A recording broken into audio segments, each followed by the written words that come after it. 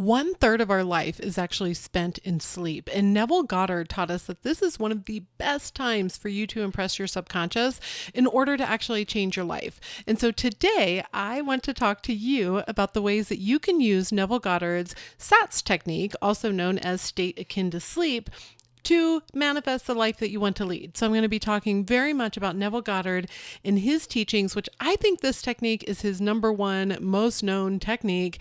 It is the state akin to sleep, and it is a way to impress your subconscious mind. And I'm going to give you some different insights and maybe different ways to view using this technique so that you can truly manifest the life that you want to lead. With that said, I would like to welcome you to Unleashing Happiness. I am your host, Cecilia Hendricks, and not really all that surprising, I am very excited to be here. I do want to share before we get started a couple of things. One is that I have to admit that Neville Goddard is something that I have been a little hesitant to dive into to talk about as much as I'm actually passionate about it. I love Neville Goddard. I think that his teaching is phenomenal. It was very confusing to me at first. I kind of struggled to understand it, and I got a lot of confusing information online.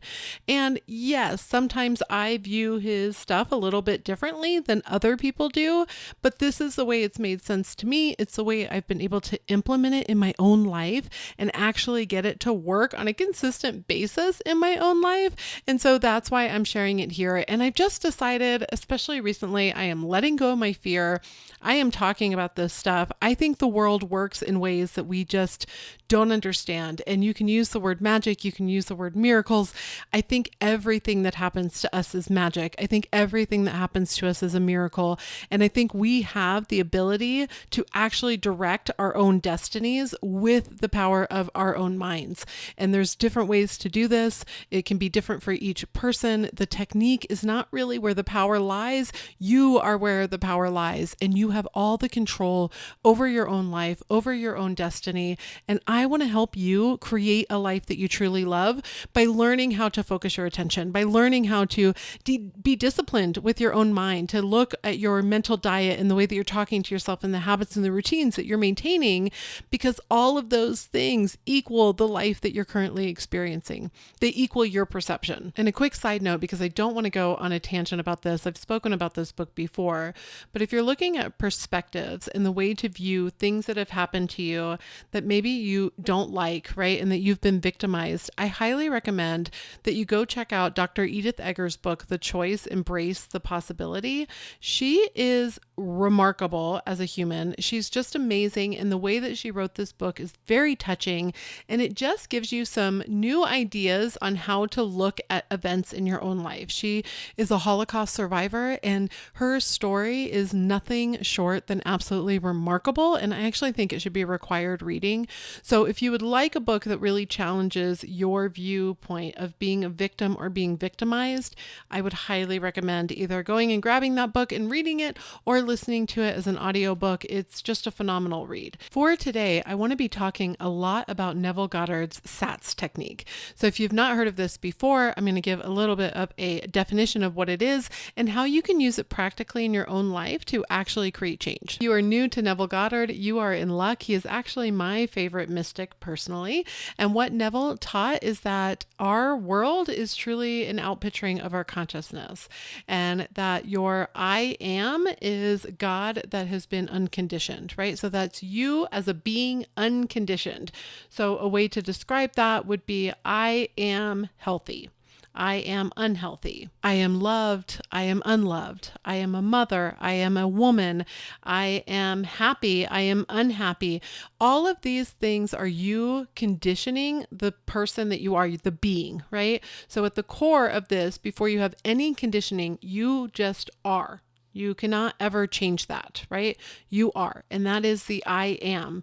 And Neville taught that anything that comes after that I am are the states that you continue to dwell in. They're the truths and the beliefs that you have, otherwise known as the assumptions you have about yourself and the world.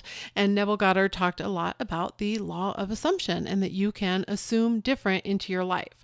Now, science has caught up a little bit to this actually, and what you can find is that when you continue to tell yourself something, whether it is a current truth or not, right? Whether it's false and it's made up, your brain starts to absorb that, and eventually you start to see that play out in your life. So for an example, let's say that when you were younger, you always thought that you were really, really good at public speaking. And you're like, I am so good at this. I can get up in front of a crowd. I don't really have an issue with this. I'm so good at it. And then maybe you start a new job as you get older and you're like, oh my gosh, like this boss is kind of always like making little comments about me. Maybe I'm not good at presenting. And so you start telling yourself that I am not good at doing this. Well, then what you'll start to see is that you'll find more ways to not be good at it, right? Your brain will actually shut off the opportunity for you to even recognize that this is something that you're good at because you've told it over and over that you're not. You can use the moments as you're drifting off to sleep or being in meditation, but today we're going to talk a little bit more about drifting off to sleep to actually impress other thoughts on your subconscious. Now, when you're going off to sleep, those thoughts that you're having are either aligned to the type of life that you want to be, or they're in opposition of it, right?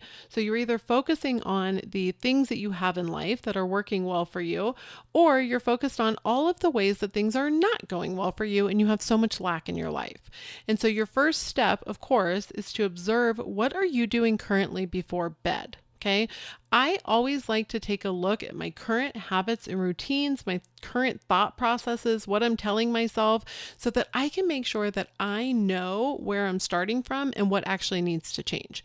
You cannot change anything unless you've become aware of it. So first, become aware. Understand it. This does not mean that you're beating yourself up. It doesn't mean that you're frustrated or mad at yourself. It just means that you're being honest with where you're actually dwelling. What are you telling yourself over and over? Where is your focus? What are you saying? And what are you thinking and feeling as you drift off to sleep? Chapter 2 of Feeling is the Secret, Neville says, a state akin to sleep, that man enters the subconscious to make his impressions and receive his instructions. In these states, the conscious and subconscious are creatively joined. So let's talk about this. One, again, if you're new to Neville, one of his, I would say, best books to start with is Feeling is the Secret. I will put a link down to that book below. It's actually free online. You can read it or listen to it as an audiobook. Not going to lie, I read it online. I listen to it as an audiobook, and I have the actual physical copies of his books. I like to go back to these books. I like to go back to the basics and really align with his teachings because I have found them to be so phenomenal. Now, Neville also always taught a lot about visualization, and we'll talk about that here in a little bit as well. Please know, I am not a great visualizer. I have very vivid dreams that I can remember. I can kind of start to see things in my mind now. I've been working at getting better at it, but I often don't really see anything. So I focus on the feeling or I use my words. I can also kind of imagine like a telephone call with somebody. So I'll use that to also kind of get myself in the feeling of my wish fulfilled. Now, your wish fulfilled from Neville is kind of like the solution to whatever you want. So your wish fulfilled would be maybe you landed that job that you wanted. That's the solution of what you're looking for. Maybe you did win the lottery. That's the solution of what you're looking for. Maybe that cute guy at work did ask you out. That's the solution that you've been looking for, right? So your wish fulfilled truly equals the solution that you're looking for. And the way that you impress your subconscious, which hears you and connects with you through feeling and through what you are repeatedly feeling, is by connecting with the feeling of that wish fulfilled, connecting with the feeling of the solution. So in this chapter, Neville goes on to say, the conditions and events of your life are your children, formed from the molds of your subconscious impressions in sleep. They are made in the image and likeness of your innermost feeling that they may reveal you to yourself. So again, this is going back to connecting to the feeling. And I promised you that I was going to make this practical and easy to follow, right? This doesn't have to be confusing. One of the things that I kind of remind myself and I talk to clients about all the time is that you are not impressing anything outside of you. This is your own subconscious mind. So you are just connecting with the feeling, whatever that feeling would be for you. What love feels like to me, or the feeling of that wish fulfilled to me, may be different than what it is for you. There may be a difference for me in what would imply that something was done. What Neville teaches a lot is that as you drift off to sleep, imagine a scene that everything is already done. that it's been completed, that you have experienced it. And then as this impresses in your subconscious mind, then it becomes part of your external world. And some of how this works is because then our brain starts to look for those opportunities. I talk a lot on this podcast about this unlucky lucky trial that was done. It was a study that was done. And essentially they took people who are self-proclaimed unlucky and they took people who are self-proclaimed lucky, and they gave them both the same thing to do, right? They had to look at a paper and see how many pictures there was in this paper. But the answer to it was on the first page. And the people who were self-proclaimed as lucky saw that answer, whereas most of the people who self-proclaimed as unlucky did not. And it's because your brain literally says, oh no, we're unlucky. We're not going to notice how lucky it is that I can get this answer like that. We're not even going to pay attention to that. Our brain is constantly filtering things out. So as you return to the feeling of your wish fulfilled, the solution that you're looking for, your brain literally is going to start seeking the opportunities for that to happen to you. So when people say, oh, you don't have to take action, you don't have to do anything. You may have seen this online. What it is truly saying is that you don't, because your behaviors will be natural. Now, what I always recommend is that you can actually start to shift your habits into the person that you want to be. Now, let me tell you something, because I've had a couple of people come back to me and they're like, no, you're telling people to do action. I'm like, no, I'm not telling you to try to purposely make your manifestation or that outcome come to you, right?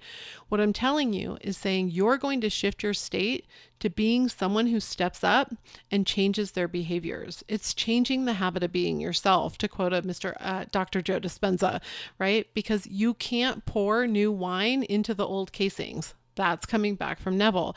Neville talks a lot about the Bible and how you can connect all of this. So you have to become a new person in order to have this new identity. It can be on a very small scale. Somebody who wakes up earlier or stops smoking or eats better or talks to themselves kinder. All of those things are a shift in your state. And you can use those moments before sleep to connect to those feelings. Set your intention, focus on it. If you can't do a scene or it keeps you awake, think of just a word that you can repeat to yourself. SATS is not actually a visualization technique. It's just talking about that moment before you drift off to sleep. Your mind, then, your conscious mind, is being shut off, and your subconscious mind is open to the impressions that you're going to give it. So start making a conscious choice of what impressions you're going to put there. Start writing things out if you feel better about that. I always promote that you take time out every night before bed and do the 3 R's. It is refresh, which is to cleanse something on your body. It's just a nice ritual to get ready for bed. It is to renew, which is to do something for your mind. Take a walk outside, and you can do these in any order, right? It doesn't have to be in this order. You can also do a meditation. You can read. You can learn something. You can journal. That is definitely a renewal of your mind. And then the next one is to reflect. What happened today that I would prefer had gone differently? What intentions would I like to set for tomorrow? And then you wake up in the morning and you review those. And the more that you go back to that, the more you're naturally aligning with the type of person who does these things. You're actually embodying the person that you want to be. You're becoming the person that you want to be.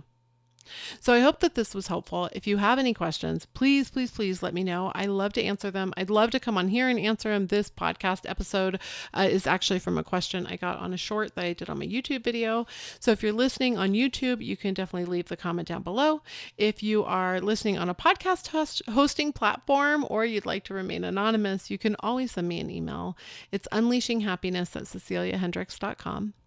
And I am really wishing you a phenomenal rest of your week. I hope that this sparked something in you, because you have the ability to change your own life.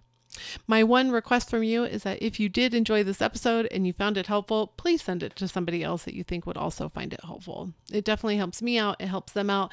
And it's something nice for you to do. So I wish you all but the best, and I hope that you have a wonderful rest of your week.